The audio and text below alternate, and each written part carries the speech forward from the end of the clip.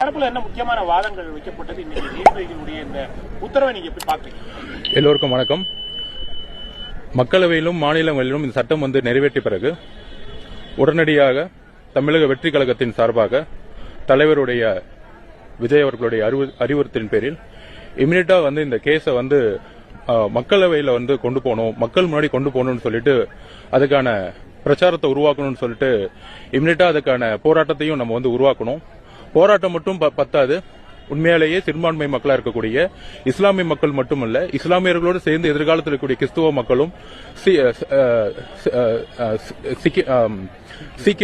சீக்கியர்களும் எல்லோருக்கும் எதிர்காலத்தில் எந்த விதமான பிரச்சனைகளும் வரக்கூடாது என்கின்ற ஒரு உயர்ந்த நோக்கத்தில் இமீடியட்டா நம்ம சுப்ரீம் கோர்ட்ல கேஸ் ஃபைல் பண்ணோம்.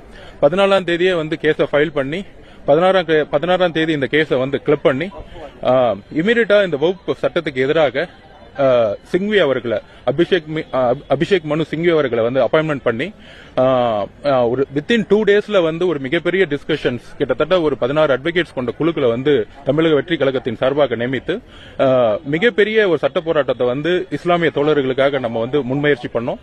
அதோடைய வெற்றி தான் இன்றைய நாள்.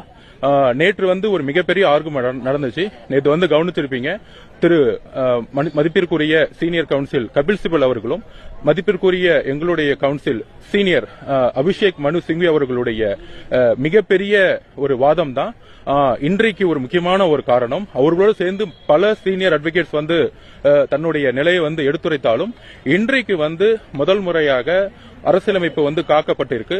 இன்றைக்கு முதல் முறையாக நடந்த பெரிய டிஸ்கஷன்ல இன்றைக்கு சுப்ரீம் கோர்ட் சீஃப் ஜஸ்டிஸ் அவர்கள் ஒரு இன்ட்ரீம் ஸ்டே, அதாவது வக்ஃபுடைய சொத்துக்கள் முன்னாடி எப்படி பராமரிக்கப்பட்டதோ அதே மாதிரி பராமரிக்கப்படும்.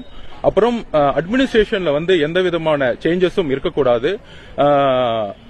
துஷாந்த் மேத்தா அவர்கள், அரசு தரப்பு துஷாந்த் மேத்தா அவர்கள் கேட்டுக்கொண்டதன் அடிப்படையில், ஸ்டேட்டஸ் கோ மெயின்டைன் பண்ணும் கேட்டுக்கொண்டதன் அடிப்படையில் இது ஒரு இன்ட்ரீம் ஸ்டே மாதிரி கொடுத்திருக்கிறாங்க.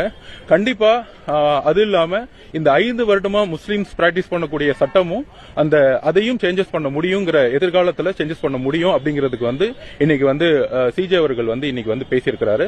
சோ இத இந்த சட்டத்தை இஸ்லாமிய தோழர்களுக்காக தமிழக வெற்றி கழகம் எப்பொழுதும் போராடும்.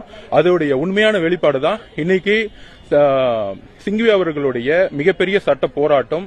இன்னைக்கு உச்சநீதிமன்றம் கரெக்டான ஒரு தீர்ப்பை கொடுத்து இஸ்லாமிய மக்களுடைய பாதுகாப்பையும் இஸ்லாமிய மக்களுடைய தன்னுடைய வக்ஃபுக்கான சொத்துக்களையும் பராமரிப்பையும் இன்னைக்கு ஸ்டேட்டஸ் கோ மூலமா பாதுகாத்திருக்கு.